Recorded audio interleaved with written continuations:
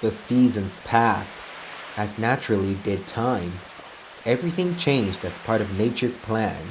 Trees, bushes, and greenery grew around the earth.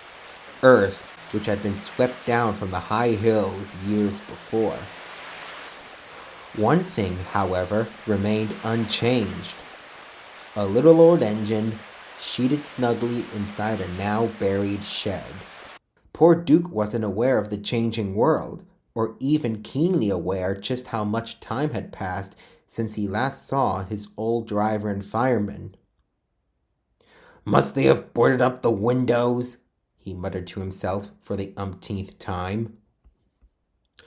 The little engine was all alone in his little shed, hidden from the outside world, with only the spiders to keep him company as they slowly decorated him in web.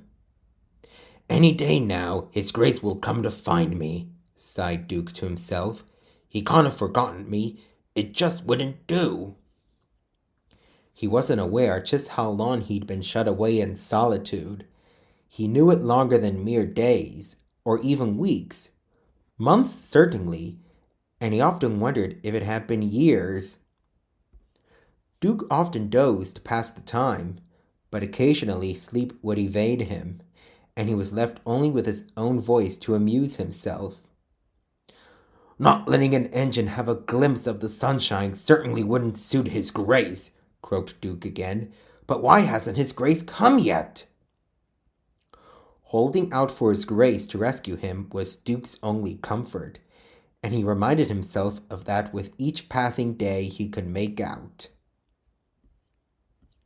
But as time slowly slipped away, Duke began to grow less and less certain, although he didn't want to admit it. "Fancy me getting so worked up over something so silly," he wheezed.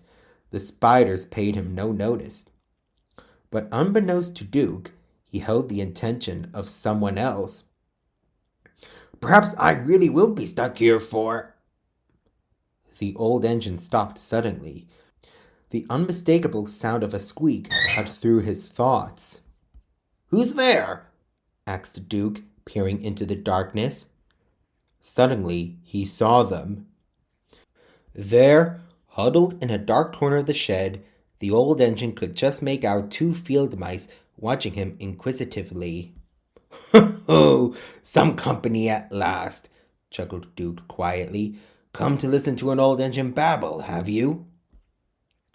But before he could whisper any more, he coughed sharply. The mice jumped and scattered quickly. Duke sighed until he heard their squeaking again moments later. They had retreated to a quiet spot underneath his tender. "They don't fancy a story then, the little scallywags," Duke murmured to himself, before his mind began to wander back to two scallywags he used to know. "I wonder how those young'uns are," he mused. "Up to no good, no doubt," he added with another quiet chuckle. He fell silent again, as silent as the mice, until at last he wheezed to himself. "I'm sure they still remember me, even if His Grace has forgotten. Perhaps they'll be the ones to find me. Yes," he added with a slow smile, "any day now, those little scallywags will come to find me." For the first time in a long time, longer than he even knew, Duke felt hopeful as he drifted back off to sleep again.